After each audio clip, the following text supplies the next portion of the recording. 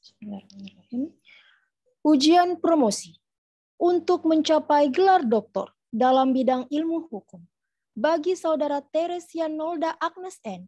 dengan judul disertasi penyelesaian sengketa merek terkenal yang berkeadilan di Indonesia. Rektor Universitas Hasanuddin dalam hal ini diwakili oleh Dekan Fakultas Hukum Universitas Hasanuddin, Profesor Dr. Farida Pati Tinggi SHMH, sebagai Ketua Sidang Terbuka Ujian Promosi Doktor, Promotor, Kopromotor, dan para penguji. Dipersilahkan untuk memasuki room meeting ujian terbuka promosi doktor dengan menggunakan audio visual selama ujian berlangsung.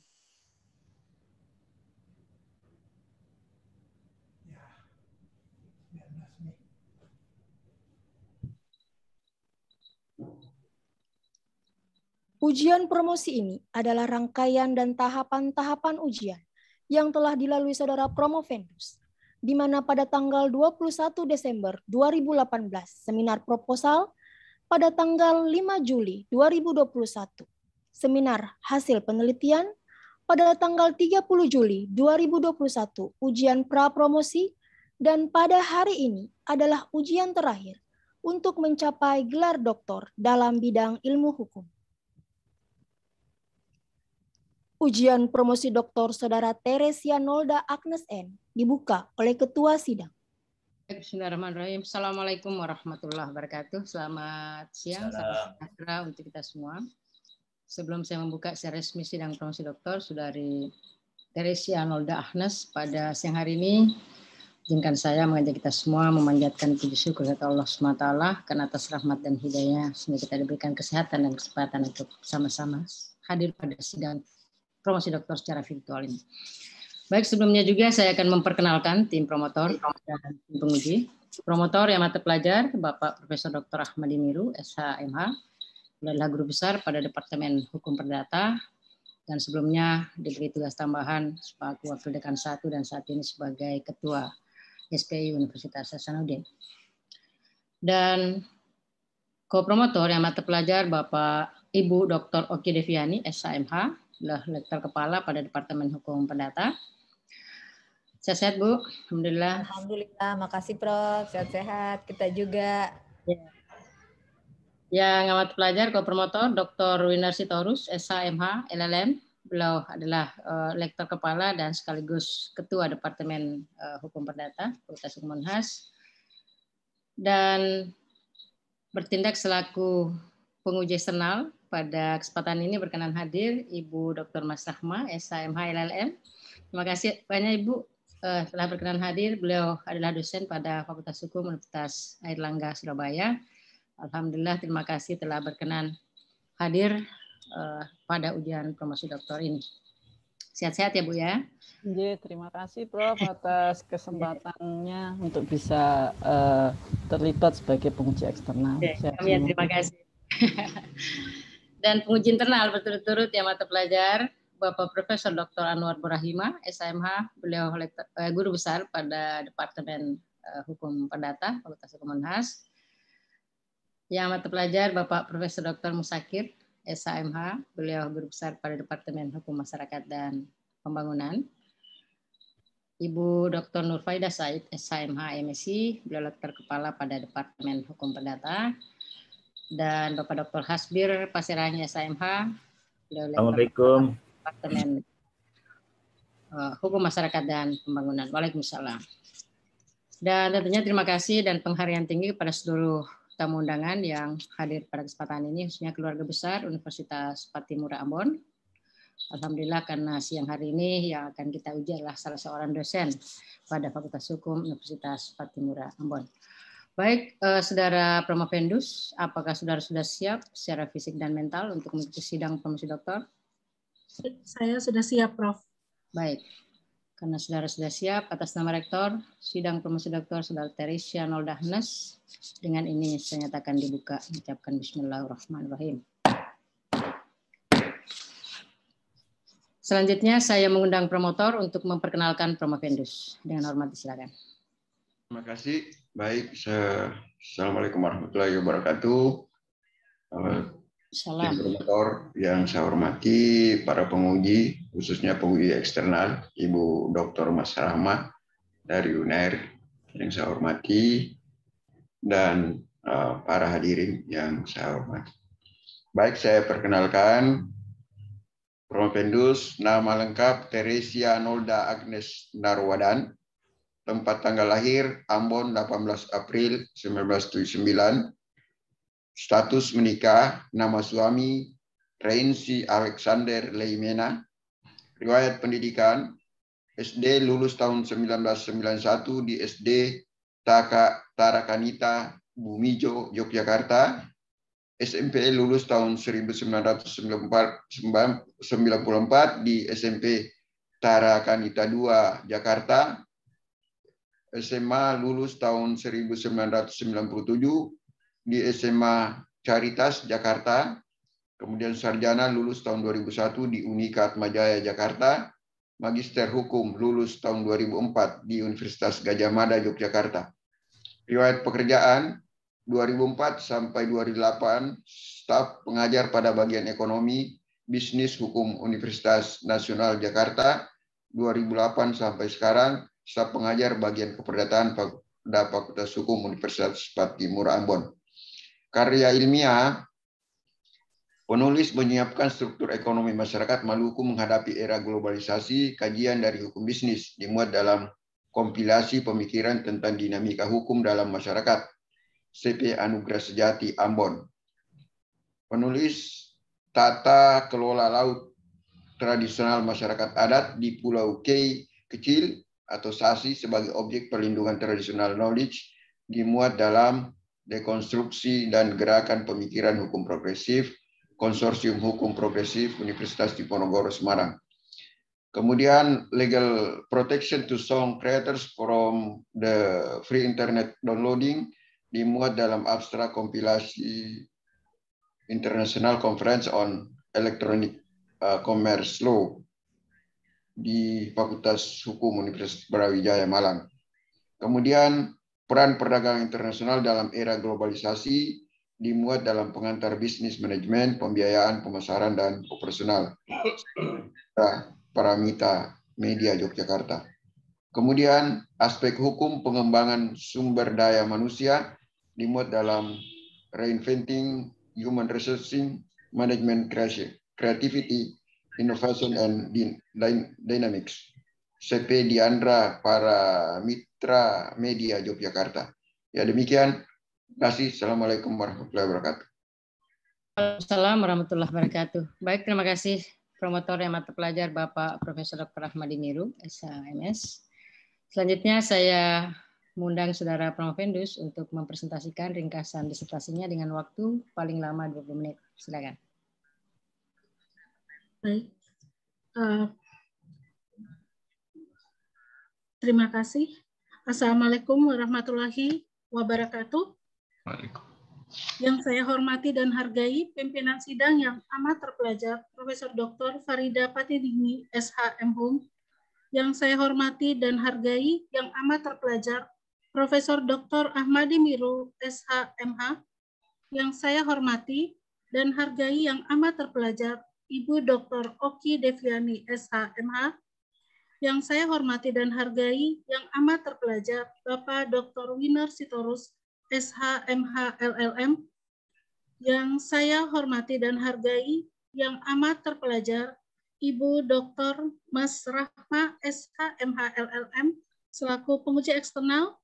Yang saya hormati dan hargai yang amat terpelajar, Profesor Dr. Anwar Borahima, SHMH.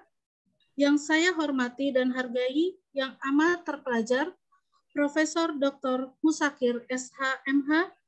Yang saya hormati dan hargai yang amat terpelajar, Ibu Dr. Nur Faida Sahid, SHM MSI. Yang saya hormati dan hargai yang amat terpelajar, Bapak Dr. Hasbir Paserangi, SHMH. Terima kasih atas kesempatan yang diberikan pada saya untuk mempresentasikan disertasi saya dengan judul Penyelesaian Sengketa Merek Terkenal yang Berkeadilan di Indonesia.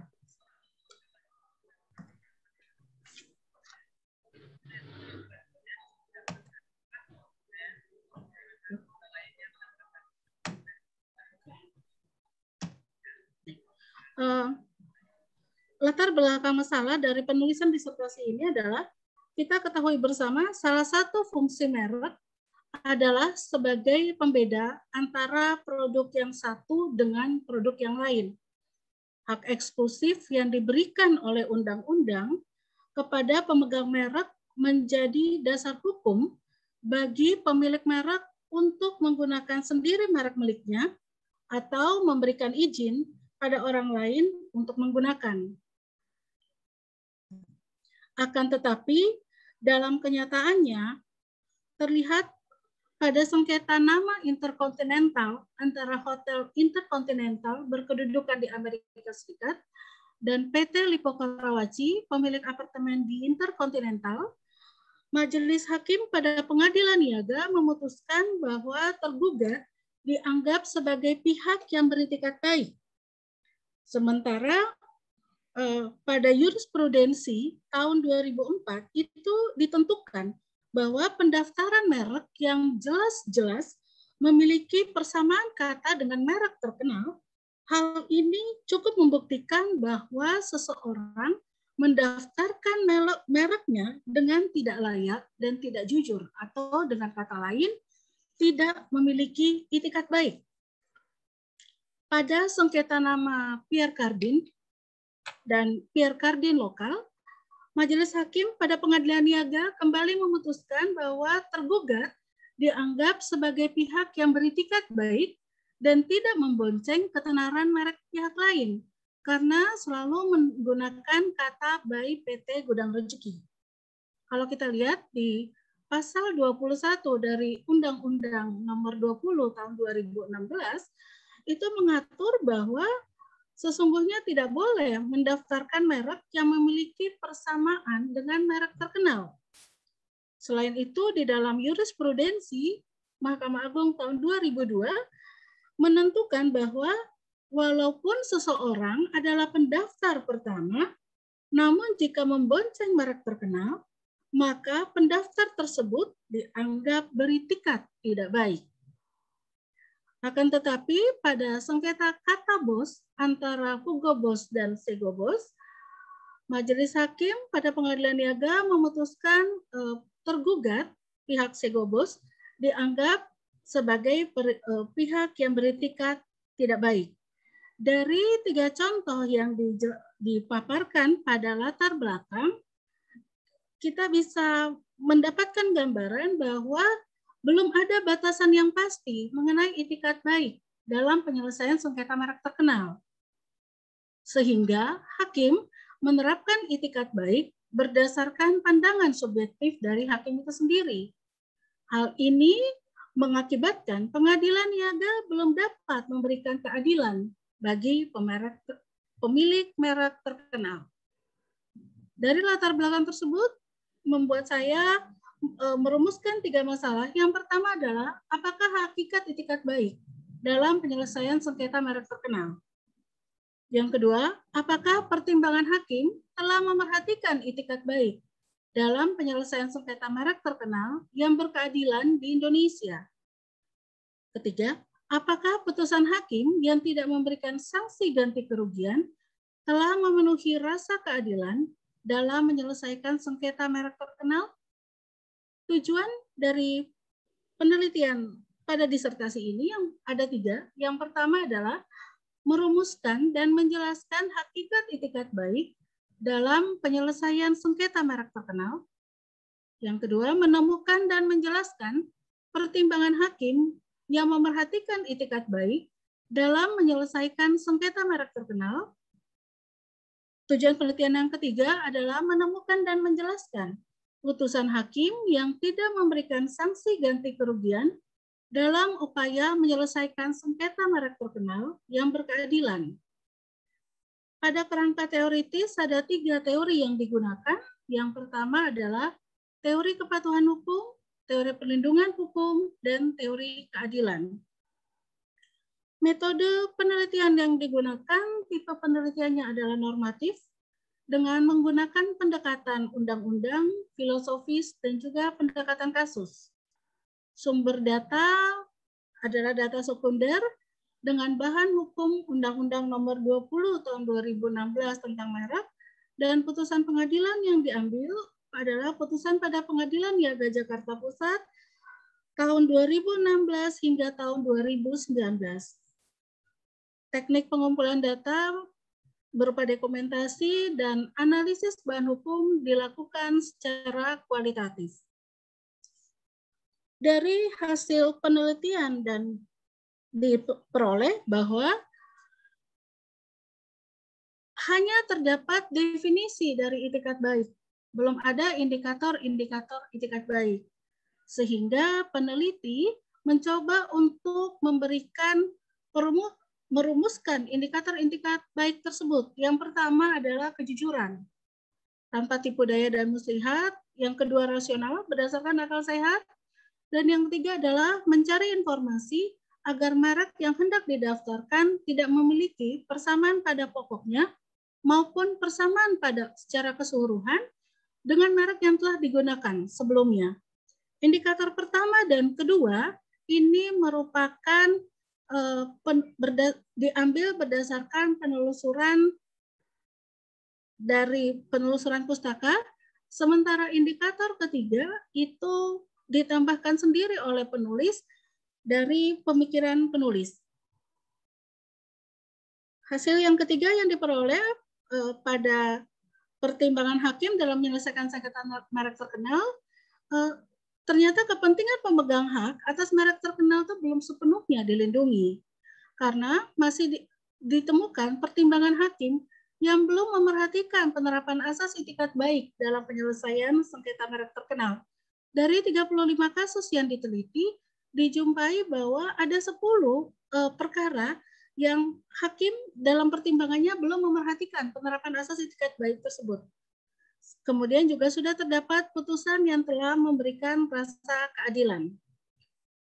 Untuk mengenai penerapan sanksi ganti kerugian, Undang-Undang Merek belum mengatur secara tegas. Sehingga dari 35 kasus yang diteliti, 12 perkara itu sesungguhnya mereka mengajukan penggantian kerugian, akan tetapi hanya satu yang dikabulkan, yaitu pihak dari Levi's. Dari penelitian, dari hasil pembahasan tadi, saya memberi kesimpulan bahwa hakikat itikat baik dalam penyelesaian sengketa merek terkenal itu sesungguhnya adalah perlindungan bagi pemilik merek terkenal. Perlindungan seperti apa? Perlindungan agar tidak terjadi persamaan pada pokoknya maupun persamaan secara keseluruhan dengan merek terkenal dengan tujuan agar dapat mengeliminir kerugian bagi pemilik merek terkenal. Yang kedua, dalam praktek penyelesaian sengketa merek terkenal di pengadilan niaga, pertimbangan majelis hakim belum sepenuhnya memerhatikan penerapan itikat baik. Sehingga majelis hakim memutus berdasarkan pandangan subjektif dari masing-masing hakim. Dan yang ketiga, putusan terkait belum sepenuhnya memenuhi rasa keadilan. Sehingga peneliti menyarankan yang pertama harus ditentukan indikator-indikator itikat baik. Majelis hakim harus memerhatikan penerapan itikat baik, dan yang terakhir harus diatur ancaman sanksi ganti rugi yang cukup dan rasional bagi pihak yang melanggar hak pemilik merek terkenal. Demikian presentasi saya. Atas kesempatan yang diberikan, saya mengucapkan terima kasih. Baik, Saudara Provendus. Selanjutnya saya akan langsung mempersilakan tim promotor dan tim penguji untuk mengajukan sanggahan-sanggahan. Namun sebelum saya persilakan, saya perlu mengingatkan waktu bahwa waktu masing-masing penguji hanya 5 menit dan waktu untuk mahasiswa merespon juga sekira 5 menit. Mudah-mudahan bisa dimaklumi, dan khusus untuk penguji eksternal kami tidak batasi, hanya minta menyesuaikan saja.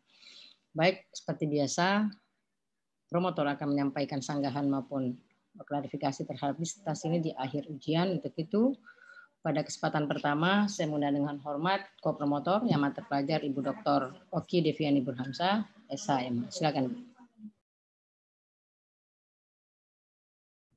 Ya, terima kasih. Saya ucapkan kepada tim Ketua Tim Sidang Promosi Doktor, Ibu Profesor Dr. Farida Pati Tinggi, SHMH, dan tim pembimbing serta tim penguji yang lainnya, terkhusus kepada Ibu Dr. Mas Rahma sebagai penguji eksternal dari Universitas Airlangga. Saya ucapkan selamat bergabung pada seminar seminar promosi Saudari Teresia ya. Juga kepada tim pembimbing yang selama ini membimbing Ibu Teresia, yaitu Profesor Dr. Ahmadi Mirus dan Dr. Winner Sitorus.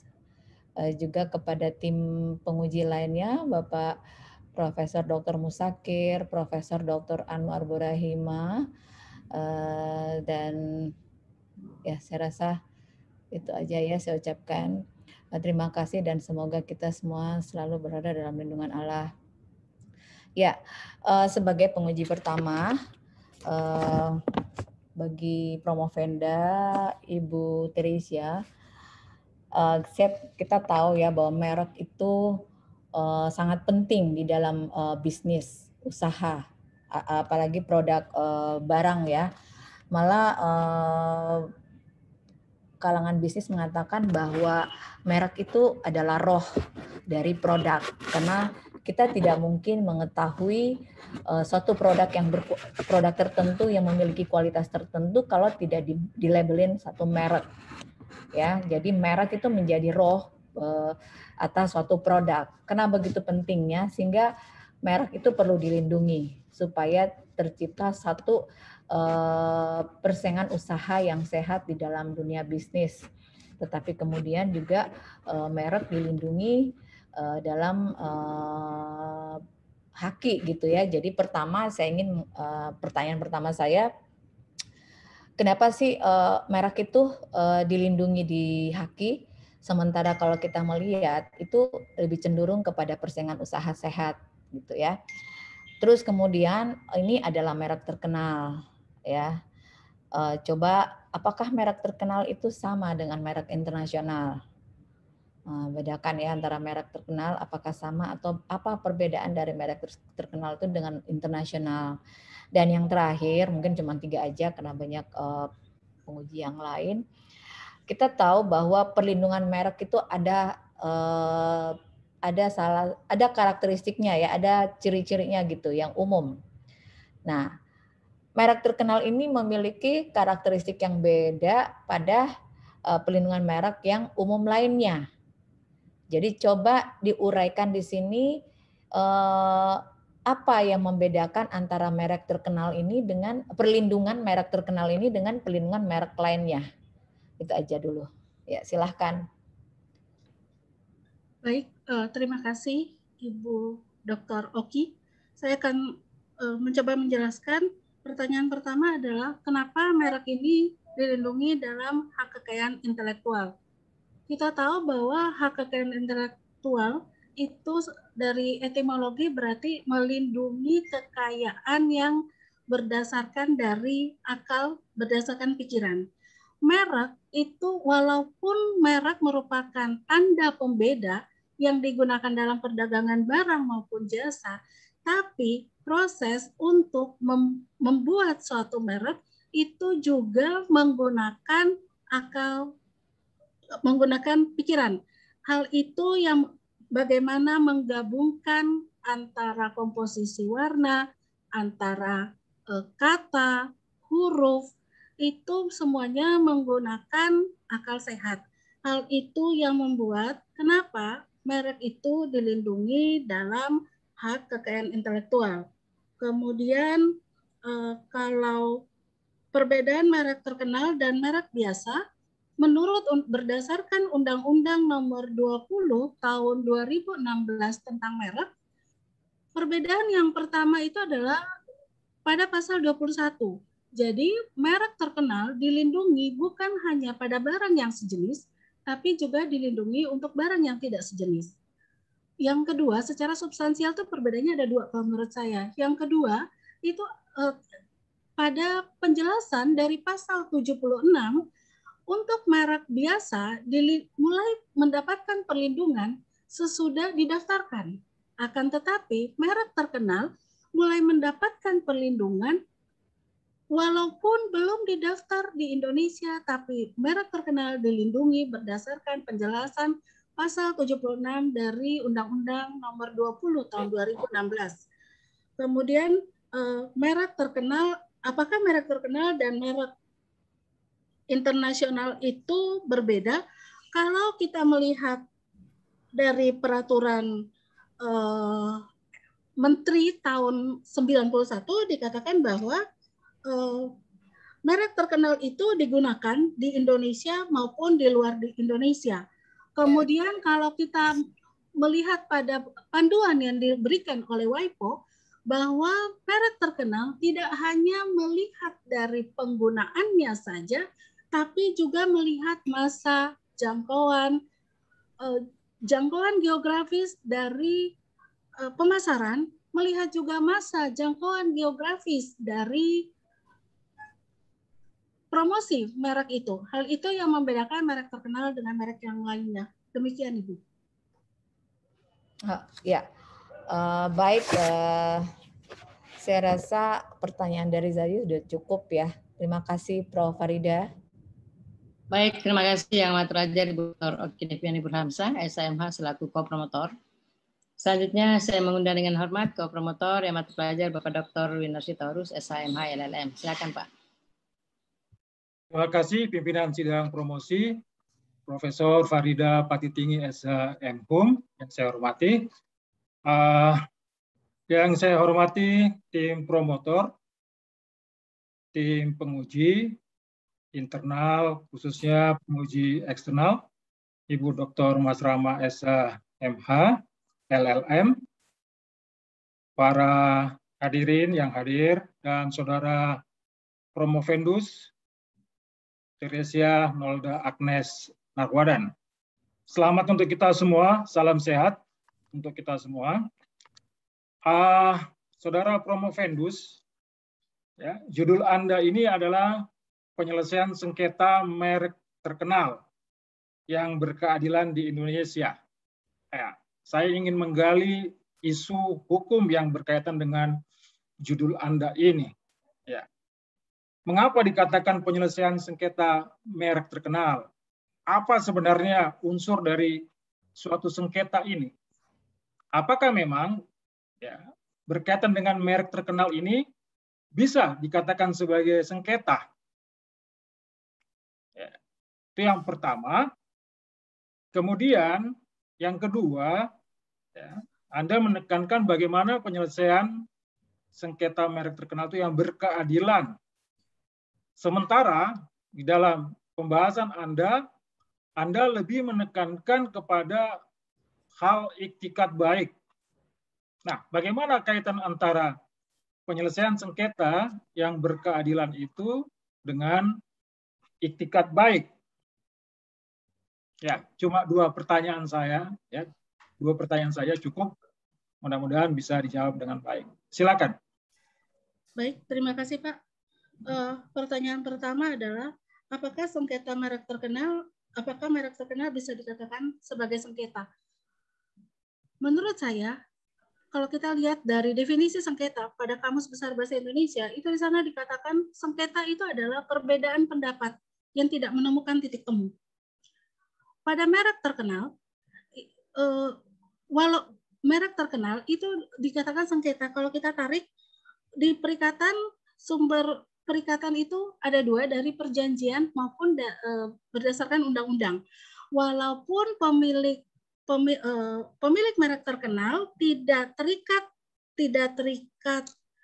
berdasarkan perjanjian dengan si pihak tergugat, akan tetapi hak pemilik merek terkenal ini dilindungi oleh undang-undang, sehingga pemilik terkenal berdasarkan undang-undang memiliki hak untuk melakukan perbuatan melawan hukum terhadap orang yang menggunakan mereknya, baik melakukan tindakan persamaan pada umumnya maupun persamaan pada pokoknya dengan mereknya. Kemudian pertanyaan yang kedua adalah judulnya penyelesaian sengketa merek, tapi pembahasannya membahas mengenai itikat baik. Kenapa saya mengangkat itikat baik?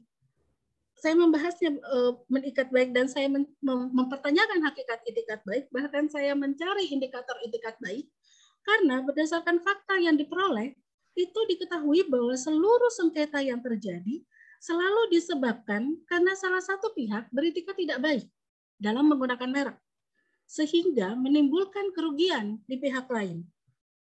Ketika menyelesaikan sengketa, itu ditemui bahwa majelis hakim menerapkan itikat baik sesuai dengan pendapat pribadi dari majelis hakim.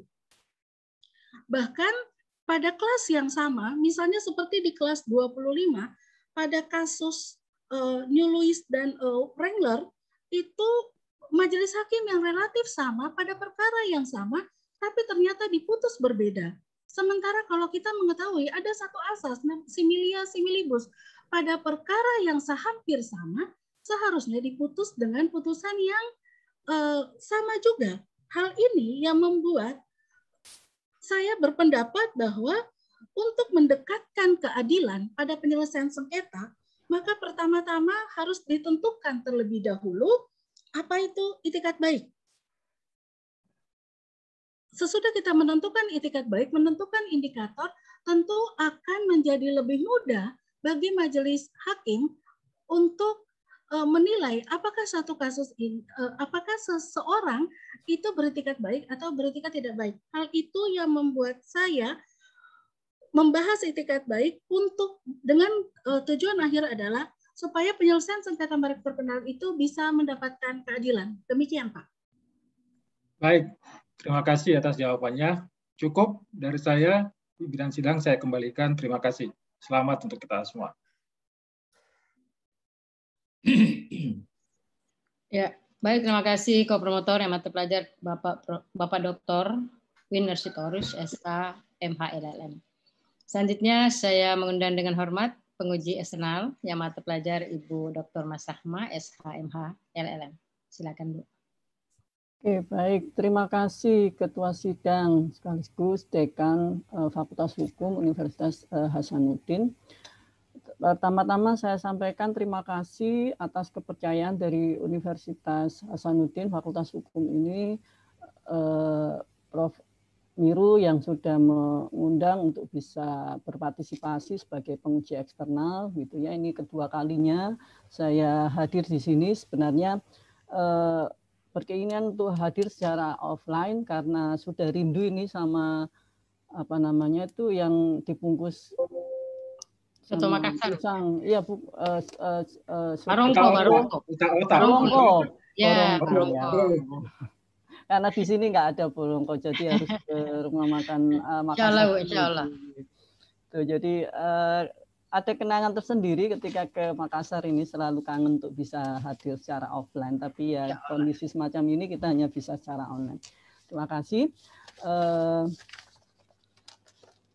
Pertanyaan saya tidak banyak karena memang waktu yang diberikan, meskipun tadi disampaikan bahwa untuk penguji eksternal tidak ada batasan waktu, tapi ada apa ini highlight tentang bahwa penguji eksternal menyesuaikan gitu ya, sehingga saya juga harus menyesuaikan gitu.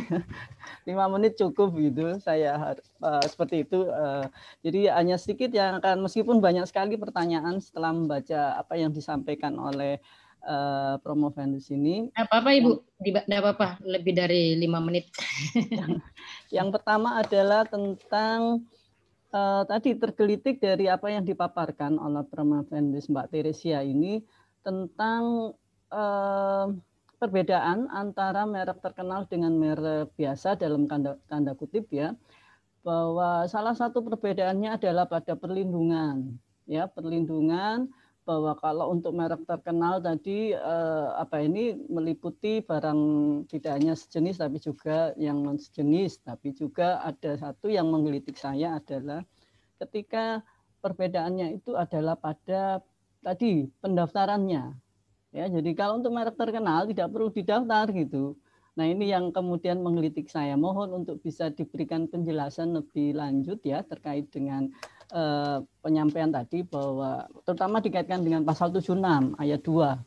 Ya, di pasal 76 memang dikatakan di sana adalah pemilik merek tidak terdaftar. Yang salah satunya di sana adalah merek terkenal. Tapi kita harus kembalikan pada konsep tentang perlindungan merek itu yang sifatnya konstitutif yang ada di pasal 3 Undang-Undang 20 tahun 2016. Nah, ini mohon ini bisa dijelaskan karena ini sepertinya ada yang miss gitu ya, seolah-olah paradoks ini memberikan pemaparan yang bertentangan di mana di pasal 3 itu mengharuskan ada pendaftaran, tetapi kemudian tadi Bu Teresia menyampaikan bahwa untuk merek terkenal tidak perlu pendaftaran gitu untuk perlindungannya. Itu mohon itu bisa disampaikan. Terima kasih. Baik, terima kasih Ibu atas pertanyaannya. Saya mencoba menjelaskan. Jadi kalau menurut pendapat saya menafsirkan dari pasal 76 ini bahwa pasal 76 ini dia memungkinkan merek terkenal walaupun belum didaftarkan di Indonesia, tapi bisa mengajukan gugatan pada pihak yang melakukan persamaan pada pokoknya maupun persamaan pada umumnya. Itu adalah menurut penafsiran saya terhadap pasal 76. Walaupun menurut saya perlindungan yang diberikan oleh pasal 76 bukan berarti bahwa merek terkenal tidak harus bukan berarti bahwa merek terkenal bisa saja tidak didaftarkan. Menurut pendapat saya seharusnya didaftarkan, akan tetapi berdasarkan konvensi Paris bahwa seluruh negara yang mengikuti anggota Konvensi Paris akan diperlakukan sama, maka ada perlakuan khusus terhadap merek terkenal. Walaupun belum dilindungi, tapi jika haknya sudah dilanggar, maka pemilik merek terkenal dapat mengajukan gugatan terhadap pihak yang melanggar itu di Indonesia. Demikian, Ibu. Oke, mungkin perlu nanti Teresia ya, Bu Teresia ini untuk lebih memahami yang ada di pasal 76 ayat 2. Ya, mungkin dilihat bukan penjelasannya pada bunyi pasalnya. Di pasal 76 ayat 2 itu dikatakan bahwa pemilik merek yang tidak terdaftar dapat mengajukan gugatan. Memang dapat. Tetapi ada syaratnya, Pak. Setelah mengajukan permohonan. Nah, yang dimaksud dengan permohonan ini tentu permohonan merek.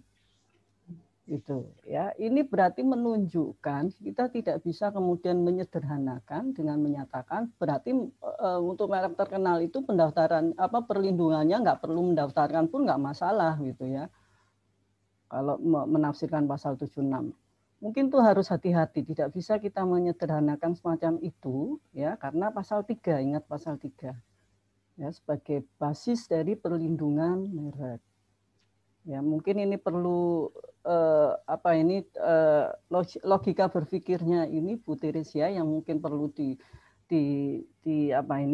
kita selaraskan dalam hal bahwa memang pasal 76 memungkinkan pemilik merek tidak terdaftar itu mengajukan gugatan. Tapi apa syaratnya tadi? Dia harus mengajukan permohonan. Berarti ini apa? Tetap bahwa kita tetap sistem konstitutif ya, sistem merek kita menginginkan perlindungan itu adalah permohonan, tetap bahwa pendaftaran itulah yang menjadi dasar dari perlindungan untuk merek.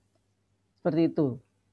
Ya, jadi mungkin ini yang perlu nanti disesuaikan nanti ya Bu Teresia ya terkait dengan sistem perlindungan, terutama membedakan merek terkenal tadi dengan merek biasa, bahwa kalau menurut saya sih bahwa dari apa yang ada di pasal 76 ayat 2 itu menunjukkan bahwa tetap perlindungannya adalah baik itu merek terkenal maupun tidak terkenal tetap adalah melalui mekanisme konstitutif, melalui pendaftaran ya sebagai lahirnya hak. Tuh.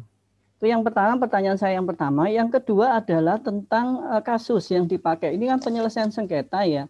Tadi sebenarnya saya juga ingin menyampaikan pertanyaan, tapi sudah ditanyakan oleh Pak Winer, tapi sehingga saya menanyakan hal yang lain terkait dengan kasus ya, sengketa yang di apa ini sengketa yang dipakai ya, yang digunakan untuk sebagai objek gitu ya untuk penyelesaian sengketanya nih. Maksud saya adalah sengketa seperti apa sih?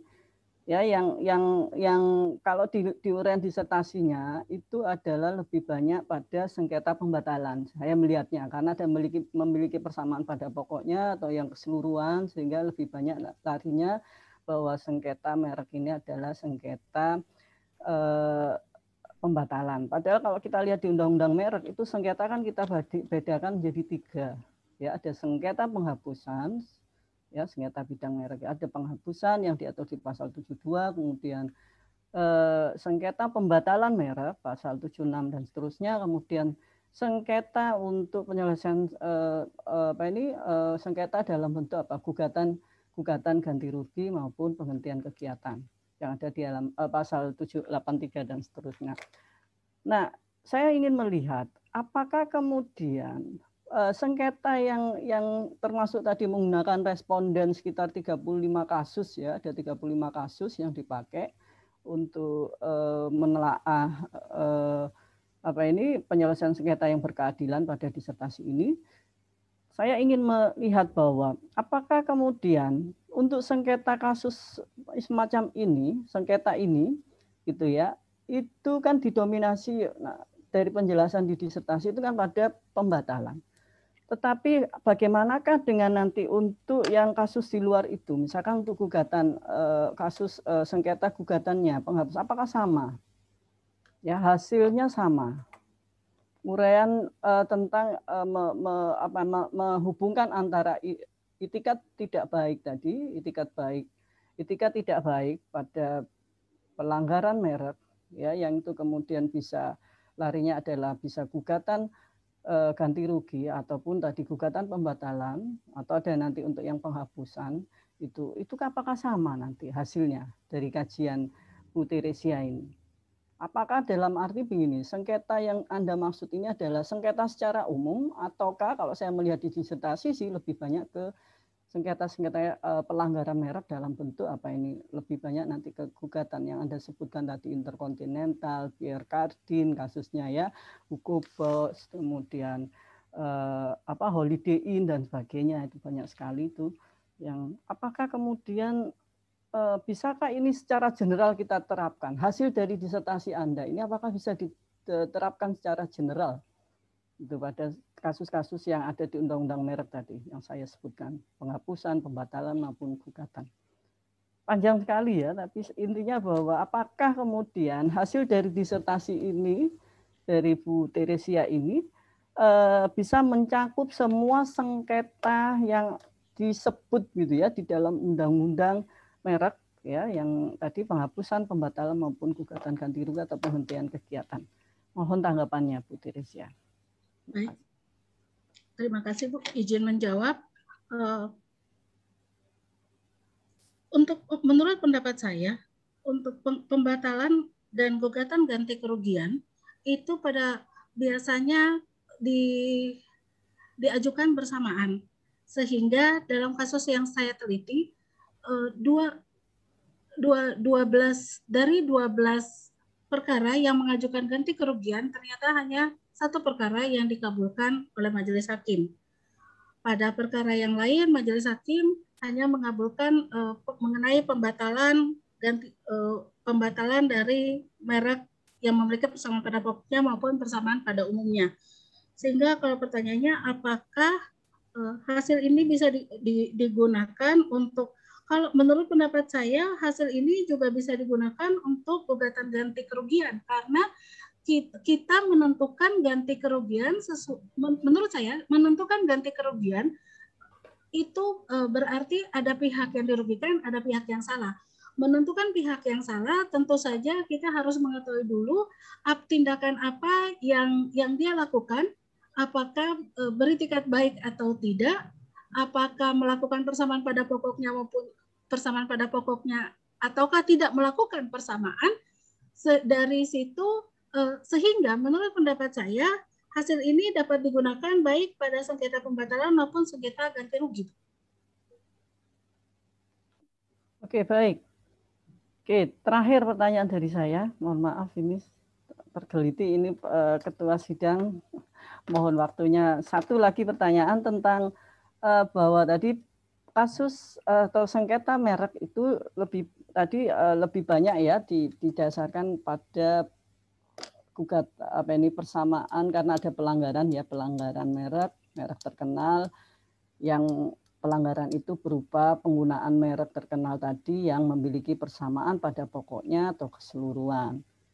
Gitu. Nah, ini nanti kaitannya dengan itikat baik ya, nanti menentukan tentang persamaan pada terutama tertarik dengan persamaan pada pokoknya. Persamaan pada pokoknya ini dari kasus yang Anda teliti 35 kasus itu persamaan pokoknya pada pokoknya yang dipakai oleh hakim, teori apa yang dipakai oleh hakim sebenarnya ketika menentukan bahwa ada merek terkenal itu ditiru gitu ya, digunakan yang itu penggunaannya memiliki persamaan pada pokoknya.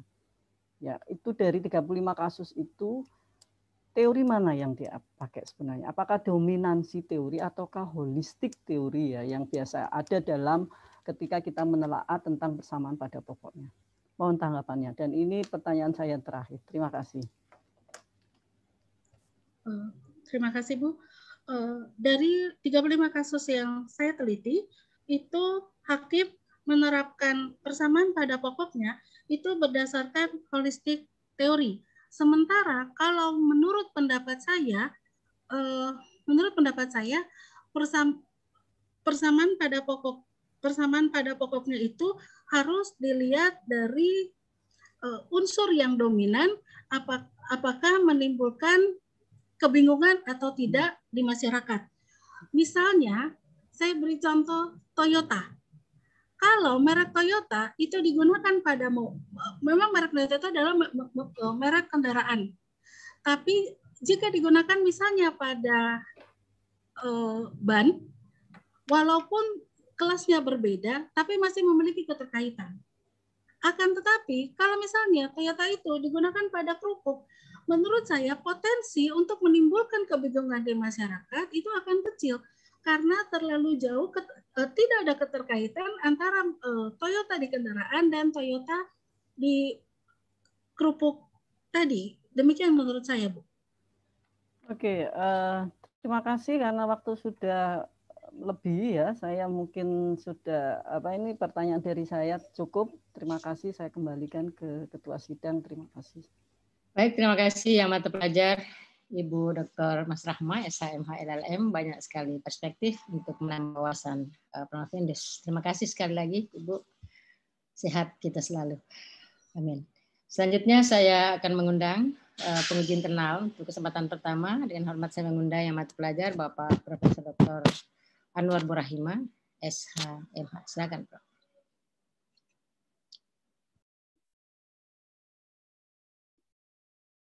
Mas, ya. Terima kasih pimpinan sidang, Ibu Dekan Profesor Farida Fatih Tinggi, tim promotor Profesor Dr. Ahmad Biru, Ibu Oki Dr. Oki Depiani dan Bapak Dr. Winner Sitorus serta tim penguji Profesor Dr. Musakir, Bapak siapa lagi? Dr. Hasbir dan Ibu Dr. Faida Said. Ya, yang utama adalah juga yang Ibu Dr. Mas Rahma. Selamat jumpa walaupun hanya di daring ini, Ibu. APHK ngumpul dan APHK. Ya. Ibu Tresia, ini ada beberapa. Saya lanjutkan dulu sebelum pertanyaan saya lanjutkan dulu. Saya tergelitik juga dengan jawaban Anda bahwa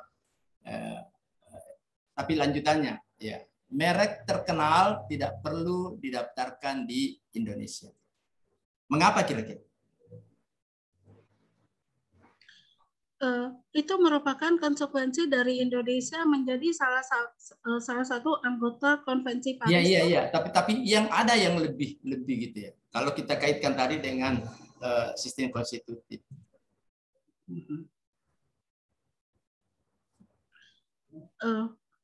Karena menurut pendapat saya merek bukan merek terkenal tidak dapat didaftarkan tidak perlu didaftarkan di Indonesia.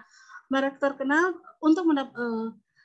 merek terkenal mendapatkan keistimewaan bahwa sebelum Iya, pertanyaan saya mengapa kalau tidak mau bilang tidak perlu, mengapa tidak wajib, gitu ya. Dan itu tetap diakui kan sebagai sebuah merek. Iya.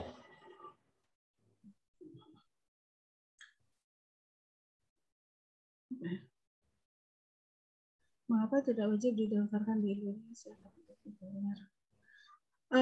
Karena menurut pendapat saya, untuk merek terkenal walaupun tidak didaftarkan, tapi tentu saja orang sudah mengetahui karena berdasarkan panduan dari WIPO bahwa salah satu indikator dari merek terkenal bukan saja tentang. Kalau begitu saya ubah pertanyaan saya. Itu merek terkenal pernah didaftar enggak? Pernah, Prof, di negaranya dan juga. Nah, iya, itu hijau jawabannya. Jadi tetap tidak lari bahwa konstitutif kalau sudah pernah didaftar di negaranya. Nah, makanya kemarin saya agak tidak setuju tuh dengan dari Dikti bahwa ke merek internasional, merek apa pula itu ya, apa paten internasional, bukan persoalan itu, karena di mana-mana pun didaftar ya tetap sama saja nilainya, kredit poinnya tidak boleh dibedakan, kalau internasional 20, nasional cuma 10, kan cuma gaya atau itu ya, kalau merek Indonesia didaftar di Jepang. Berikutnya, kemudian mengapa ya merek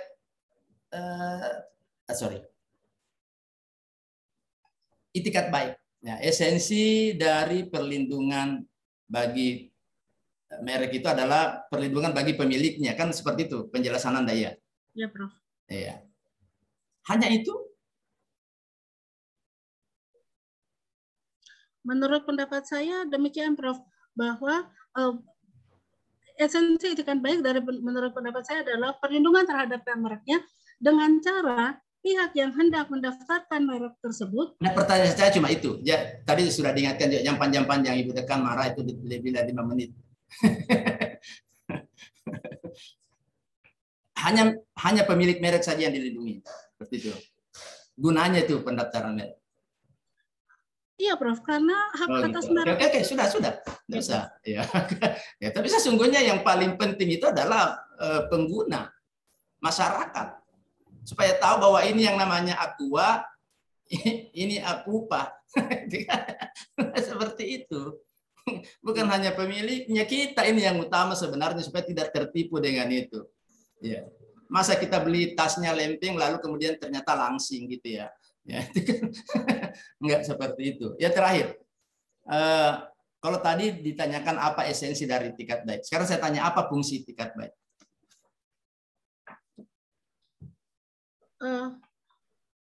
Menurut pendapat saya, Prof, dengan adanya itikat baik tentu saja menjadi panduan gitu untuk seseorang ketika dia hendak melakukan satu tindakan, karena pada dasarnya orang itu baik dan pada dasarnya manusia itu baik dan manusia itu selalu berniat baik. Akan tetapi dengan itikat baik menjadi jaminan pada pihak lain jika dia ingin melakukan kerjasama dengan orang lain. Saya tanya fungsinya itikat baik itu apa? Itikat baik menurut niat baik, fungsi dari niat baik menurut saya menjadi jaminan orang lain untuk percaya pada kita, Prof. Bukan itu. Itikat baik itu terutama dalam kontrak itu bisa membatalkan kontrak, bisa mengurangi isi kontrak dan bisa menambah isi kontrak. Ya. Terima kasih Bu Dekan, saya kembalikan. Ya. Terima kasih yang mata pelajar Bapak Profesor Dr. Anwar Rahimah, SMH. Selanjutnya saya mengundang dengan hormat mata pelajar Bapak Profesor Dr. Musakir, SHMH. Silakan, Prof. Bismillahirrahmanirrahim. Assalamualaikum warahmatullahi wabarakatuh. Waalaikumsalam warahmatullahi wabarakatuh. Ibu Dekan selaku pimpinan sidang promosi yang saya hormati, tim promotor yang tidak perlu saya sebutkan satu persatu, begitu pula dengan tim penguji, kecuali Ibu Dr. Mas Rahma yang wabil khusus saya harus sebutkan, karena kalau saya tidak sebut juga ibunya, saya langsung panggil Dr. Mas, Rahma, nanti orang pikir laki-laki. Jadi saya harus panggil Ibu Dr. Masrah, SHMH. Hanya yang keliru, Prof. Yang keliru saya pikir laki-laki nih, Prof. Ya, makanya saya pertegas Ibu Dr. Masrahma SHMH. Sama dengan Prof. Suryamang itu sering banyak yang keliru. Ya. Baik, peserta seminar yang juga saya sama hormati, Saudara Promovendus, Ibu Tresia. Pertanyaan saya ringan-ringan saja karena saya sudah banyak bertanya baik dalam seminar hasil apalagi dalam ujian itu. Ibu Tresia, saya mau tanya. Perlindungan hukum terhadap merek ini itu karena untuk melindungi kepentingan orang-orang yang dapat dirugikan. Pertanyaan saya adalah kepentingan siapa yang perlu dilindungi? Menurut pendapat saya, kalau kita lihat dari berdasarkan pasal 1 angka 5, menurut saya perlindungan merek ini ada dua sisi, Prof. Kalau berdasarkan pasal 1 angka 5 dari Undang-Undang Nomor 20 tahun 2016 dikatakan bahwa hak atas merek itu adalah hak eksklusif yang diberikan oleh negara kepada pemilik merek yang terdaftar untuk memberikan izin atau menggunakan sendiri. Maka saya memaknai dari pasal ini bahwa perlindungan dari merek yang pertama itu adalah untuk si pemegang mereknya tadi.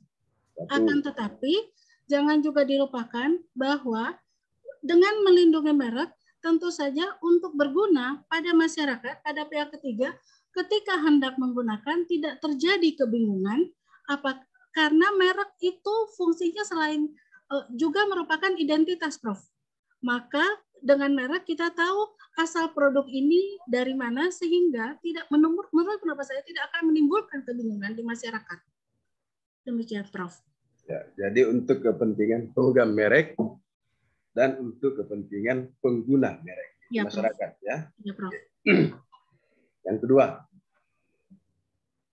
kalau kita ke Cina, maka kita akan menemukan semua merek terkenal yang ada di dunia. Dan semua itu adalah made in China. Ya. Yang pada akhirnya saat ini semua pemilik-pemilik merek terkenal itu memberikan lisensi kepada Cina untuk memproduksi di Cina karena pertama, selain biayanya lebih murah, yang kedua, daripada diciplak lebih bagus diberikan lisensi. Pertanyaan saya, kalau itu terjadi di Indonesia, kira-kira bagaimana? Kalau menurut pendapat saya, merek itu kalau di Indonesia, jika suatu merek memiliki persamaan secara keseluruhan atau meniru merek pihak lain, tentu saja berarti berdasarkan undang-undang merek maka telah melakukan pelanggaran. Akan tetapi jika merek tersebut tidak memiliki persamaan, menurut pendapat saya itu bukan pelanggaran, Prof. Tidak, kan kalau di Cina semua kan diciplak. Tapi tidak ada negara satupun yang memberikan sanksi kepada Cina. Tapi kalau itu terjadi di Indonesia, maka saya yakin Indonesia bisa diembargo oleh pemilik merek, oleh negara pemilik merek. Gitu. Nah, kenapa Cina tidak bisa diberikan sanksi? Karena kalau toh misalnya merek Nike yang ada di Amerika mau embargo, Cina tidak takut diembargo. Jadi percuma. Oleh karena itu sekarang di Cina itu semua merek terkenal ada dan sudah resmi karena semua memberikan lisensi. Daripada diciplak, yang kedua biayanya lebih murah. Tapi kalau itu dilakukan oleh Indonesia, maka konsekuensinya Indonesia akan diembargo. Kenapa? Karena Indonesia belum bisa berdiri tegak seperti Cina, terutama dalam kekuatan ekonomi. Ya. Baik, saya kira demikian, Bu Dekan. Saya kembalikan. Terima kasih. Assalamualaikum warahmatullahi wabarakatuh. Waalaikumsalam warahmatullahi wabarakatuh. Baik, terima kasih amat pelajar Bapak Profesor Dr. Musakir, SH.MH. Selanjutnya saya mengundang dengan hormat yang amat pelajar Ibu Dr. Nurfade Said, SH.MH MSc. Silakan Bu. Baik, terima kasih. Mohon izin saya masih pakai masker. Baik, bismillahirrahmanirrahim. Assalamualaikum warahmatullahi wabarakatuh dan Waalaikumsalam warahmatullahi wabarakatuh. Yang terhormat kepada pimpinan sidang, tim promotor, terkhusus kepada penguji eksternal, Ibu Dr. Mas Rahma. Ketemu lagi Ibu melalui Zoom dan penguji yang lain dan audiens yang hadir melalui Zoom ini pada ujian promosi doktor dari Teresia Nolda Agnes Narwadang. Jadi sudah banyak pertanyaan yang Ibu sudah tanyakan pada ujian tutup kemarin, utamanya kita bergulut pada tentang parfum yang akhirnya berkembang pada berbagai macam pertanyaan-pertanyaan. Nah, sekarang singkat sedikit saja pertanyaan Ibu. Dari 52 kasus, ya 52 kasus, Ibu lihat 52 kasus yang Ibu Teresia jadikan sampel, lalu setelah Ibu klasifikasi, ternyata itu ada banyak kelas-kelas barang, ya kelas-kelas barang 3, ada kelas 3, 6, 8, dan seterusnya. Nah, dihubungkan tadi dengan presentasi, tadi Promovendus mengatakan bahwa belum adanya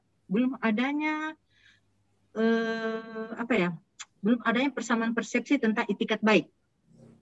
Iya, seperti itu ya, Ibu Teresia, Promovendus? Iya, belum ada. Ya, oke, baik. Sekarang begini. Dari contoh saja dulu, kelas barang kelas 3 itu ada 6 kasus yang Ibu Teresia masukkan. Yang 25 ada 11, ya. Ibu sebut saja yang lebih dari 1. Ya, lalu yang kelas barang 9 ada 6. Kelas barang 35 ada 5. Kelas barang 12 ada 5. Ibu tidak usah sebutkan yang 1, 2, atau 3. Yang lebih dari 5 saja Ibu sebutkan. Nah, sekarang apakah dari beberapa putusan dari kelas barang yang sama, yang diputuskan oleh hakim, apakah kasus-kasus yang kelas barang yang sama itu menjadikah dasar? Apakah itu menjadi dasar dari putusan hakim berikutnya? Tidak, Ibu. Tidak. Tidak. Oke, Anda baca. Anda ya. Jadi kesimpulannya bahwa tiap hakim memutuskan sesuai dengan pemahamannya. Iya, Bu. Begitu. Nah, ya, itulah Bu. barangkali yang membuat sehingga berbagai putusan berbagai putusan dengan satu kelas yang sama, akhirnya hakimnya memutuskan yang berbeda-beda. Iya, Bu. Iya. Jadi berarti apa? Lalu apa pendapat saudara? Ya, apa pendapat saudara tentang hal ini? Kalau menurut saya sedikit menambahkan, Bu, bahwa ada pada kelas yang sama, hakim yang relatif sama, tapi dia memutuskannya berbeda. Berarti menurut saya masih belum ada hakim memutus berdasarkan pandangan subjektifnya tadi. Sehingga menurut saya harus ada satu panduan sehingga hakim bisa memutus berdasarkan panduan tersebut. Karena bagaimana kita berbicara mengenai keadilan, jika hakim dalam memutus perkara yang hampir sama pada kelas yang sama dengan orang yang relatif sama, tapi memberikan putusan yang berbeda. Tentu saja keadilan pada penyelesaian sengketa merek terkenal menurut saya tidak akan bisa diperoleh jika hakim masih bersikap subjektif dalam memberikan putusan.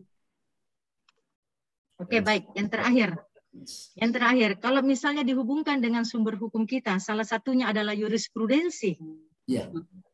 Ya, kita hubungkan dengan salah satu sumber hukum kita adalah jurisprudensi. Apakah itu apakah jurisprudensi itu ada kepada kasus-kasus merek atau bagaimana pendapat saudara? Menurut pendapat saya justru begitu banyak jurisprudensi. Misalnya jurisprudensi yang mengatakan bahwa tidak boleh sebenarnya dalam mendaftarkan merek di Indonesia tidak boleh menggunakan merek asing. Akan tetapi misalnya saya beri contoh Bu, di kasus itu pada kasusnya Hugo Boss dan Sego Boss. Kemudian juga sudah dikatakan bahwa jurisprudensinya tuh bahkan ada di tahun 2002 itu sudah mengatakan bahwa walaupun didaftarkan pertama kali, tapi dianggap sebagai pendaftar yang beretika tidak baik jika merek yang digunakan itu sama dengan merek terkenal dari pihak lain. Akan tetapi yang terjadi ada kasus Pierre Cardin walaupun dia menambahkan kata by PT Gudang Rezeki.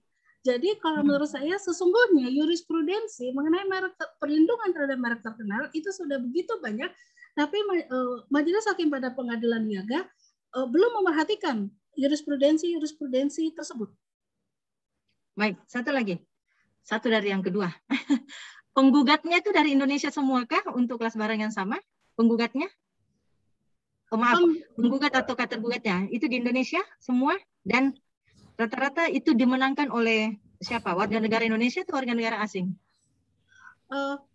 Dari kasus yang saya teliti, penggugatnya itu dari warga negara asing, tergugatnya dari warga negara Indonesia, Ibu. Akan tetapi 30% dari kasus yang diteliti justru pemegang merek terkenal itu dikalahkan oleh Pengadilan Niaga. Demikian, Ibu. Paling terakhir, apa pendapat saudara tentang hal tersebut yang berhubungan dengan pemahaman pengetahuan yang terbatas dari aparat penegak hukum dan tulisan saudara yang berhubungan dengan masalah keadilan? Silakan. Menurut pendapat saya, pemahaman yang terbatas, akan tetapi seorang hakim itu ada asas yang mengatakan bahwa hakim harus mengetahui hukum. Hakim tentu saja tidak bisa beralasan bahwa tidak memiliki pengetahuan yang cukup mengenai hak kekayaan intelektual, walaupun mungkin dalam faktanya demikian. Tapi ketika memutuskan, tentu saja hakim bisa melihat kita memiliki Undang-Undang Nomor 20 Tahun 2016. Begitu banyak jurisprudensi dari Mahkamah Agung yang bisa digunakan sebagai acuan dalam memutus, sehingga tidak bisa menjadi alasan bahwa hakim memiliki pengetahuan yang terbatas, karena sebenarnya begitu banyak sumber hukum yang bisa digunakan sebagai acuan. Menurut pendapat saya demikian, Ibu. Ya, baik, makasih. Cukup, Ibu Dekan, makasih. Baik, terima kasih yang terpelajar Ibu Dr. Nurfaidah Said, SHMH MSI. Selanjutnya saya mengundang penguji terakhir sebelum promotor yang terpelajar Bapak Dr. Hasbullah Serangi, SHM. Silakan. Terima kasih pimpinan sidang, Bu Profesor Dr. Faridah Peting, SHM. Yang saya hormati para dewan penguji, para promotor, dan terkhusus kepada sahabat kami, Bu Dr. Mas Rahmah, atas kesediaannya untuk hadir dalam ujian promosi doktor ini ya. Saudara Teresia, ya biasanya kalau penanya terakhir itu sebenarnya pertanyaan sudah diborong semua oleh pakar-pakar sebelumnya. Biasanya kita ini cuma sisa-sisanya bertanya. Ya. Namun demikian Bu Teresia, ada beberapa hal yang ingin saya klarifikasi. Sebenarnya saya masih butuh klarifikasi dari Ibu Teresia, yang mana sebenarnya Ibu Teresia maksudkan penyelesaian sengketa merek terkenal yang berkeadilan itu. Ya, kalau melihat dari penjelasan Ibu Teresia, seolah-olah bahwa kasus merek yang mungkin objeknya mirip atau sama harus diputus sama. Saya tidak sependapat dengan itu, karena hakim kan punya kebebasan untuk menilai suatu kasus lalu menerapkan hukumnya. Lalu yang kedua, terkait dengan jurisprudensi. Negara kita bukan negara Anglo-Saxon yang terikat dengan jurisprudensi, tapi itu bisa menjadi acuan untuk putusan hakim. Ya.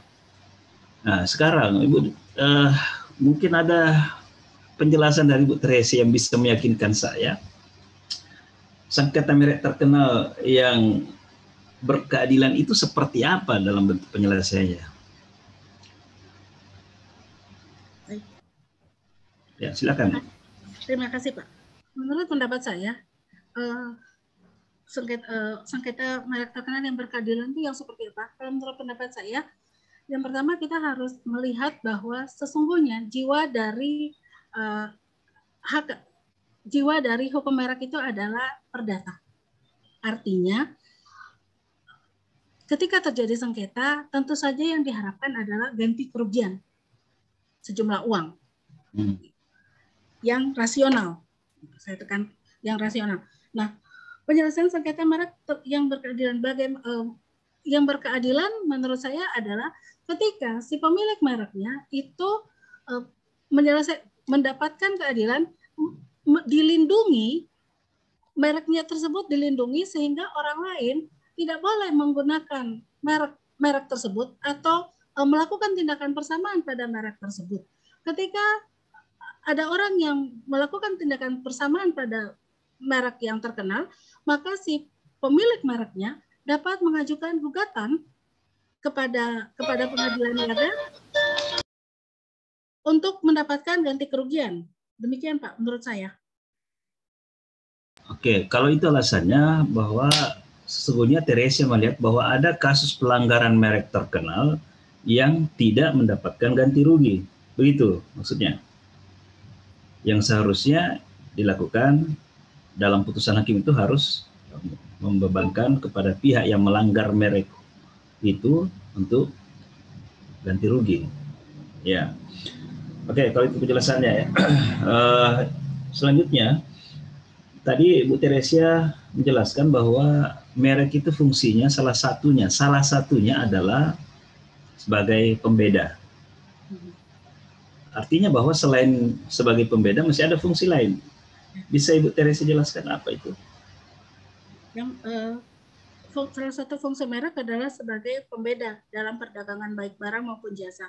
Akan tetapi selain sebagai fungsi pembeda, merek itu juga dia memiliki fungsi sebagai identitas dari perusahaan yang memproduksi merek itu. Misalnya pada rokok jarum, maka mereknya juga berfungsi sebagai identitas. Kemudian merek itu juga menurut saya adalah jaminan kualitas pada konsumen. Sehingga ketika kita misalnya membeli parfum Pak. Oke, saya sudah paham. Jadi yang saya ingin tekankan di sini adalah dengan merek itu kan bagi kita sebagai konsumen itu merupakan suatu jaminan kualitas. Kalau saya mau beli celana misalnya dengan merek Levi's atau 501, saya sudah tahu kualitasnya seperti ini. Nah, inilah yang membuat para pengusaha itu geram ketika mereknya itu dikasih merek 501 tapi made in Ciamplas, ataukah made in merek LV, ataukah merek Brown Buffalo tapi made in Tanggulangin ya di kampungnya Mas Rahma itu. Nah, itu yang akhirnya kan omsetnya pemilik merek itu jadi berkurang. Karena itulah fungsi merek, saya jaminan kualitas. Walaupun kalau saya ke mall, saya bukan melihat mereknya dulu. Kalau ada desain produk yang saya suka, saya lihat dulu harganya.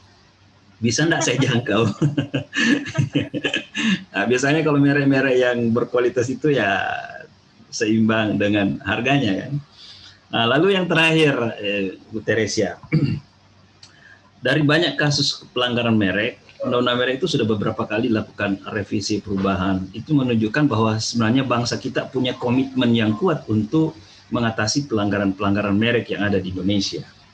Namun di lain sisi, pelanggaran merek termasuk hak yang lain itu sampai detik ini masih banyak terjadi, masih marak terjadi. Bahkan konsumen tahu bahwa ini merek KW1, KW, ada yang premium, ada yang apa, tetap aja dia beli.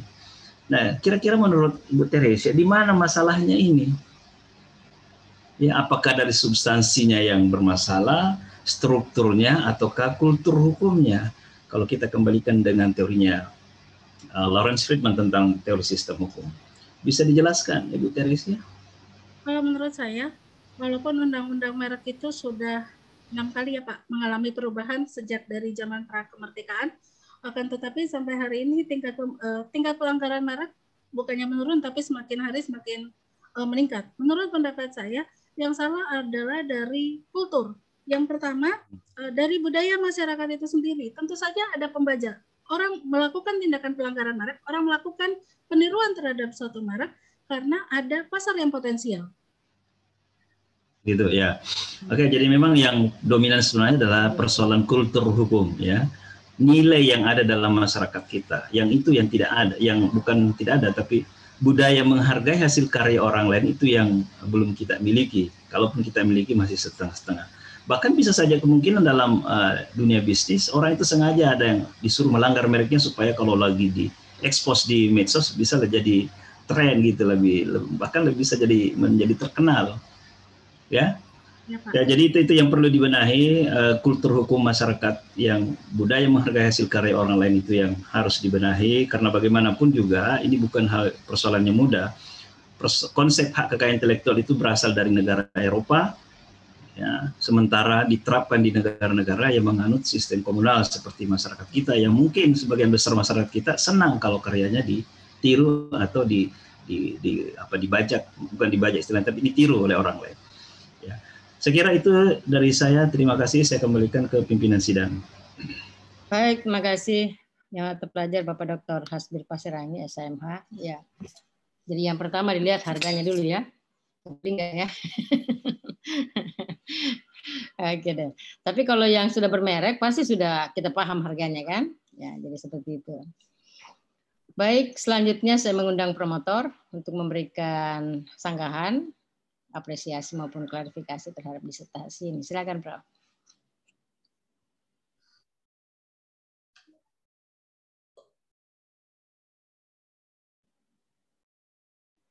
Promotor? Ya, makasih. Saya tanggapi Pak Hasbir dulu. Kalau saya tidak lihat harga, tidak lihat merek, karena itu tidak akan mengubah penampilan saya. Jadi apa saja boleh. Mantap, mantap. Itu yang cocok. Kemudian, Merasa, satu pertanyaan dulu sebelum saya berikan komentar, satu pertanyaan dulu.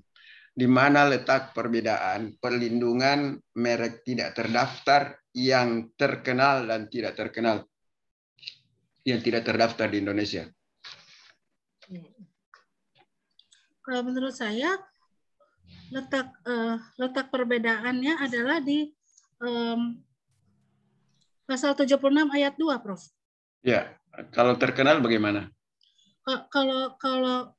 Kalau dia merupakan merek terkenal, ketika merek itu dilanggar, hak atas merek itu dilanggar di Indonesia, maka si pemilik merek dapat mengajukan gugatan walaupun sesudah dengan tetap melakukan pendaftaran, tapi tetap dapat mengajukan gugatan, Prof. Karena adakah persyaratan kalau merek tidak terkenal harus didaftar juga seperti pasal 76 ayat 2 itu? Karena sesungguhnya, Prof, merek itu untuk mendapatkan perlindungan kan harus didaftarkan terlebih dahulu. Ya, Prof. Biar merek terkenal. Akan tetapi untuk merek, atau pasal 76 ayat 2 itu untuk merek tidak terkenal. Karena pada dasarnya merek terkenal sudah didaftar, cuma tidak di Indonesia. Ya, Prof.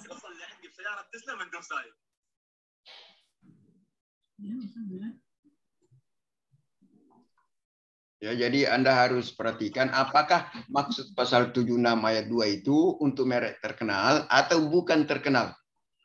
Ya, karena didaftar oleh orang yang tidak beritikat baik. Ya, misalnya saya sudah menggunakan lama, dikenal, ya bukan terkenal, dikenal di Makassar, kemudian ada orang lain yang daftar, karena saya tidak daftar, walaupun merek itu sudah dikenal di Makassar. Bukan terkenal ya. Jadi Anda harus cermati itu, apakah itu berlaku untuk merek terkenal atau tidak berlaku untuk merek terkenal. Karena pada dasarnya merek terkenal itu sudah didaftar di beberapa negara, misalnya selain Indonesia. Ya, karena nanti dikatakan terkenal kalau sudah terdaftar di beberapa negara. Kemudian tadi memang kalau kita lihat putusan pengadilan yang paling tidak konsisten itu putusan yang terkait dengan merek. Ya, benar apa yang Anda katakan bahwa tidak ada standar itikat baik. Jadi sangat subjektif penilaian dari hakim. Sehingga sebenarnya dengan membahas itikat baik dalam kaitannya dengan keadilan, karena dengan tidak adanya standar itikat baik itu mempengaruhi keadilan. Ya, karena kadang kita sudah merasa menang karena sudah ada putusan pengadilan sebelumnya seperti kita, ternyata kalah. Ya, tidak ada standar. Walaupun memang tidak ada kewajiban untuk mencontoh putusan-putusan sebelumnya, tapi makin kacau kalau selalu berbeda. Kemudian tadi memang kalau kita lihat mengapa harus didaftar, ya karena kalau tidak didaftar kacau terus, ya. Kalau misalnya saya menggugat sekarang tidak ada permohonan pendaftaran, berarti nanti lagi tidak terdaftar menggugat lagi. Ya, jadi harus ada pegangan dari hakim bahwa betul-betul ini nanti didaftar karena dia paling berhak, kemudian menggugat. Ya, Prof. Itu. Kemudian kalau kita lihat memang ya ini penelitian Anda ya yang mempermasalahkan merek terkenal, kemudian ada tadi persyaratan bahwa kalau tidak ada kaitannya karena memang janjinya undang-undang seperti itu ya. Harus ada pertimbangan-pertimbangan tertentu tentang apakah merek yang tidak sejenis itu dilindungi atau tidak. Ya, tergantung. Anda sudah memberikan contoh tadi yang saya kira tepat, bahwa tergantung pemikiran kita apakah ada dugaan bahwa itu ada kaitannya dengan merek terkenal dengan produknya. Ya, mungkin salah satu pertimbangannya itu. Ya, kemudian tadi tentang sama pada pokoknya, sama pada keseluruhannya. Sama pada pokoknya memang itu kalau saya punya standar yang bisa membuat orang keliru dalam keadaan buru-buru. Ya, saya juga pernah keliru, jadi saya pikir itu mungkin sama pada pokoknya. Yang saya mau beli adalah biskuat, ternyata yang saya beli ternyata big quad. Ya, tapi desainnya sama. Tapi tulisannya beda, big quad. Ya, tapi yang saya kira yang saya beli biskuat, ternyata bukan. Nah, sama juga dodol Garut yang piknik dan pionik. Ya, jadi memang banyak yang orang mau tiru-tiru untuk membonceng ketenaran seperti yang Anda sudah terangkan tadi. Ya, jadi mudah-mudahan dengan pembahasan merek ini Anda menambah anggota APHKI yang mana lebih duluan banyak senior-senior di sini.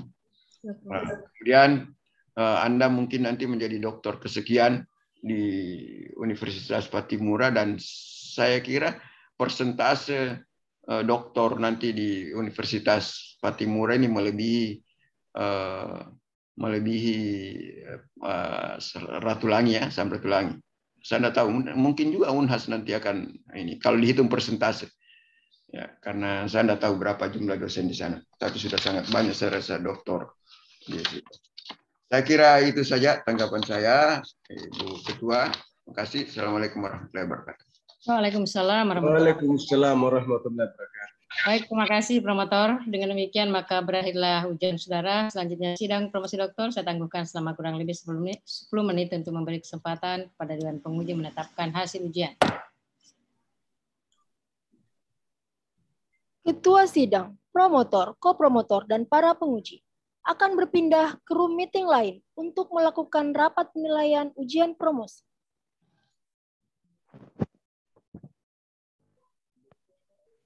Ketua sidang, promotor, kopromotor, dan para penguji dipersilahkan untuk kembali ke room meeting sidang ujian terbuka. Promovendus beserta para hadirin di room meeting ini dipersilahkan untuk menunggu ketua sidang membuka kembali sidang ujian promosi.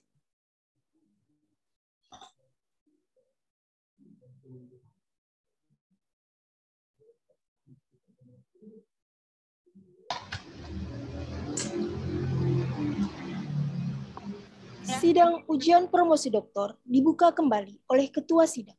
Baik, sidang promosi doktor saya buka kembali. Pembacaan yudisium oleh ketua sidang. Ya, saya akan bacakan yudisium atas nama rektor yang saya hormati tim promotor, tim penguji, dan Bapak Ibu tamu undangan yang saya hormati, dan saudara Promovendus. Sudah menatap dengan ya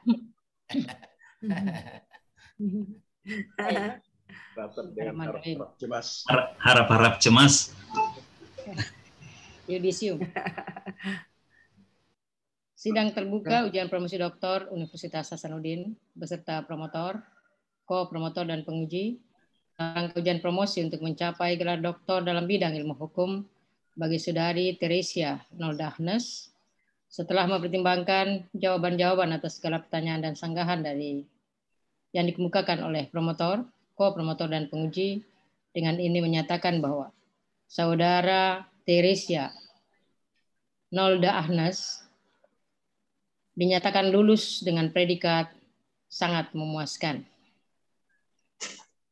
Nilai disertasi saudara adalah A dengan indeks prestasi kumulatif 3,79.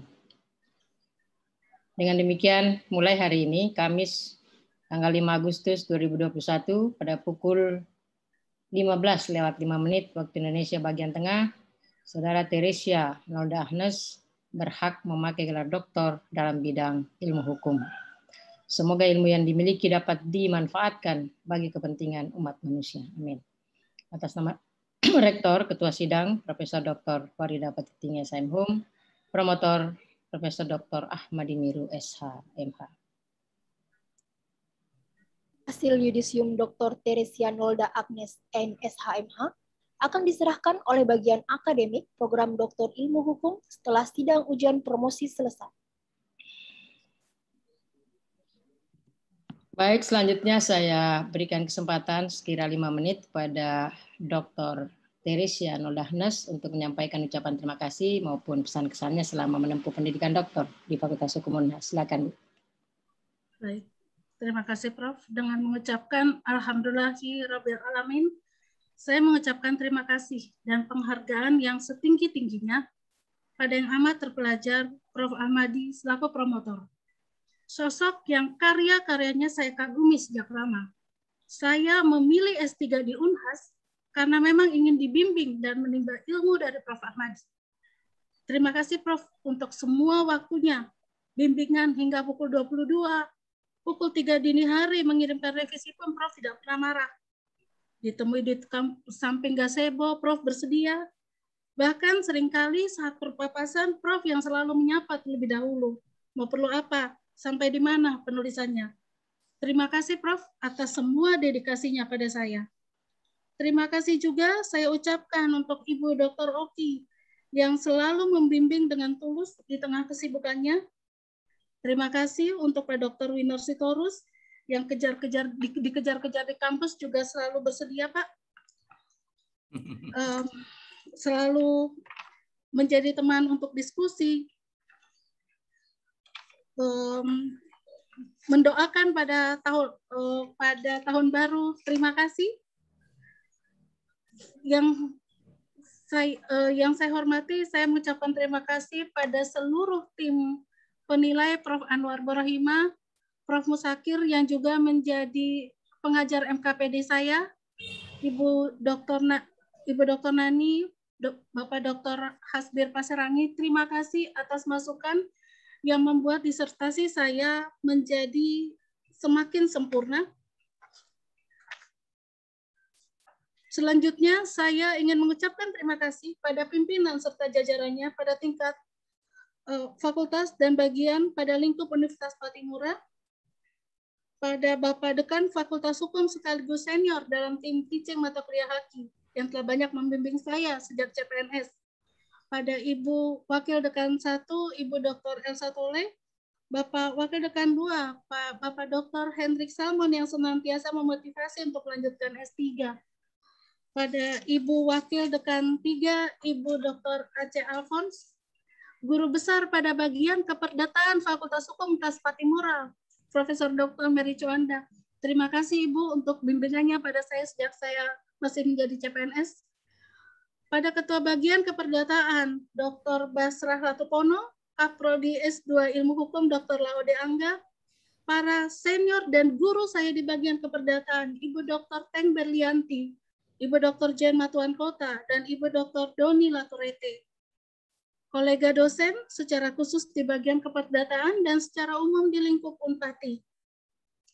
Bapak Dr. Yosef Ufi dari FISIP, teman-teman S3 Ilmu Hukum Unhas Angkatan 2016, teman-teman alumni Magister Hukum UGM Angkatan 2004, teman-teman alumni PKPA, teman-teman alumni Fakultas Hukum Unika Atmajaya Jakarta Angkatan 97, perwakilan dari JPIC OFM Indonesia, Frater Yohanes Wahyu, Vikaris Jenderal Keuskupan Amboina, Pastor Igor Rivo, dan para pastores yang berkenan hadir pada saat ini, Dari Kabupaten Muara, saya mengucapkan terima kasih pada Kepala Bidang Pemerintahan dan Pembangunan Manusia Bapeda Muara, Bapak Yosef Dumatubun SE, seluruh keluarga dari Kei maupun Tanimbar yang berkenan hadir pada hari ini, kedua orang tua saya, Papa, Mama, adik kakak, yang senantiasa mendukung, dan terutama untuk Papa, karena ini memang janji saya dulu saat memutuskan untuk merantau dari Jakarta, meninggalkan kedua orang tua dan adik kakak saya untuk masuk ke Ambon adalah saya harus pergi sekolah. Dan yang terakhir, terima kasih pada suami tercinta untuk keikhlasan dan dukungan pada saya selama ini. Terima kasih. Waalaikumsalam warahmatullahi wabarakatuh. Ada yang dia lupa, penguji eksternal. Dan Ibu Dekan. Penguji eksternal. Kalau saya enggak apa-apa karena kewajiban. Baik, terima kasih Ibu Dr. Teresia Nolda Ahnes. Kadang-kadang kalau rasa bahagia itu ada saja yang kita lupa, tapi itu bukan disengaja. Itu karena luar biasa kebahagiaan yang dirasakan oleh Ibu Teresia pada hari ini.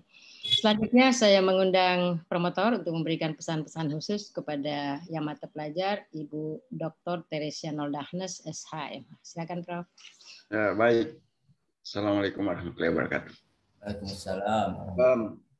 Saya sudah perkirakan bahwa tampilan Teresia hari ini sama dengan tampilan Nancy kemarin yang membuat orang panggil. Lebih cantik. Seperti dari bintang. Ini mudah-mudahan Bapak mendengar. Ya, dan saya kira sudah berkedip terus kamera ke hadapan Anda.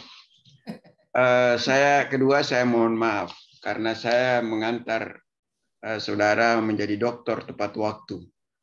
Ya, tanggal 5 Agustus. Ya, hari terakhir untuk angkatan 2016. Jadi begitulah dalam perjuangan selalu ada hambatan. Ya, kadang hambatan itu bukan dari kita tapi dari orang lain. Ya, mungkin sebagian dari hambatan itu sumbernya dari saya, mungkin Pak Winer, mungkin Ibu Oki. Ya, kami minta maaf untuk itu.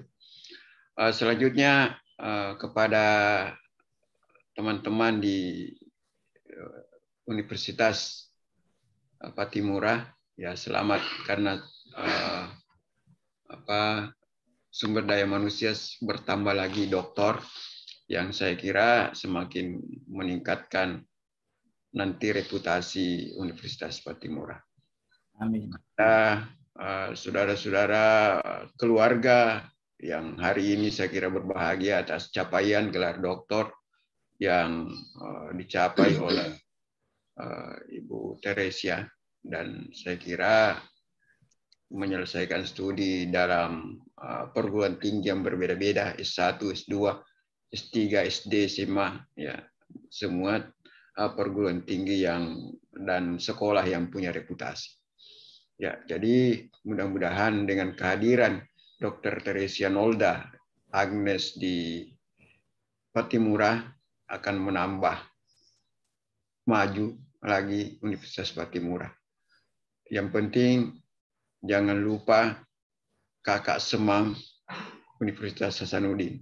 Ya, semaju apapun Universitas Patimura, karena saya kira Patimura sangat banyak dosen alumninya berasal dari Universitas Hasanuddin, termasuk Ibu Mary Coanda yang sudah jadi guru besar. Ya, jadi saya kira itu yang bisa disampaikan. Semoga ilmu ini bermanfaat. Terima kasih. Assalamualaikum warahmatullahi wabarakatuh. Waalaikumsalam warahmatullahi wabarakatuh. Terima kasih banyak promotor Bapak Profesor Dr. Ahmad SHM. Tanda penghargaan dari Rektor Universitas Hasanuddin kepada promotor dan penguji eksternal, dan tanda penghargaan dari Dekan Fakultas Hukum Universitas Hasanuddin kepada masing-masing kopromotor akan dikirim setelah ujian promosi selesai. Sidang terbuka ujian promosi Doktor Universitas Hasanuddin ditutup oleh Ketua Sidang, Baik, sebelum saya menutup secara resmi sidang Promosi Doktor Saudara Teresia Nolda Agnes pada sore hari ini, izinkan saya atas nama Rektor dan secara khusus atas nama pimpinan Fakultas Hukum Unhas dan seluruh keluarga besar Fakultas Hukum, Dr. Hasanuddin menyampaikan selamat dan sukses atas kesalian saudara Teresia Nolda Agnes mempertahankan disertasinya dan dapat meraih predikat doktor pada sore hari ini. Tentunya tidak lepas dari bimbingan yang luar biasa dari tim promotor yang sudah bersinergi dengan baik sehingga dapat melahirkan seorang dokter pada hari ini dan juga dalam pengawalan seluruh tim penguji mulai dari proposal sampai khusus menyampaikan terima kasih. Alif. Ya, dan secara khusus saya menyampaikan terima kasih dan penghargaan tinggi kepada penguji eksternal Ibu Mas Rahma, Dr. Mas Rahma, SH MH LLM, atas kesediaannya untuk mengikhlaskan waktunya berpartisipasi di dalam pendokteran ini, karena tanpa kehadiran Ibu maka pendokteran ini tidak bisa kami laksanakan. Terima kasih sekali lagi. Ini sepertinya kita menguji ini UNAIR semua ini. Mulai dari promotor, hanya 2 Kagama ya.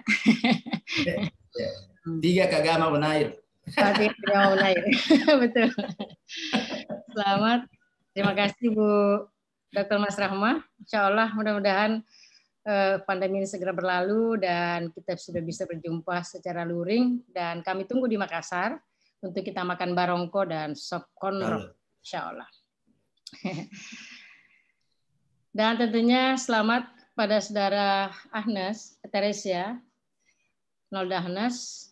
Tentu ini merupakan kebahagiaan bagi saudara secara pribadi beserta seluruh keluarga, suami secara khusus ya. Karena biasanya kalau pendokteran seperti ini pasanganlah yang paling banyak menderita ya. Ya harus dipaksa untuk ikhlas, dipaksa untuk mengerti. Gitu ya. Apalagi kalau istri yang dokter, suami itu kan biasanya lebih manja ya. Nah, kalau istri itu biasanya lebih tegar. Kalau ya istri atau perempuan itu jauh lebih kuat dan tegar seperti itu. Nah, suami itu jauh lebih manja sehingga kadang-kadang dalam proses pendokteran seperti ini tentu banyak sekali waktu yang tidak lagi diberikan dengan baik. Dan alhamdulillah hari ini sudah bisa dinikmati. Dan tentunya selamat juga pada seluruh keluarga orang tua ya. Keduanya masih ada kan? Orang tua masih ada, alhamdulillah. Selamat kalau ada di ruangan ini. Selamat ya Bapak Ibu, alhamdulillah dapat menyaksikan Ananda tercinta dapat meraih predikat tertinggi di bidang akademik.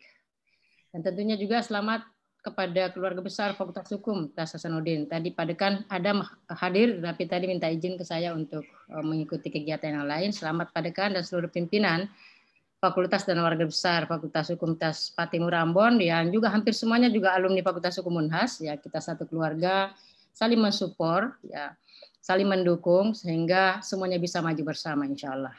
Amin. Nah, itulah esensi dari kolaborasi dan kebersamaan kita selama ini saling mendukung. Demikian juga dari UNAIR juga selalu seperti itu, kita saling mensupport di antara seluruh Fakultas Hukum se-Indonesia. Dan secara khusus di wilayah timur bahu-membahu untuk meningkatkan kualitas sumber daya manusia kita.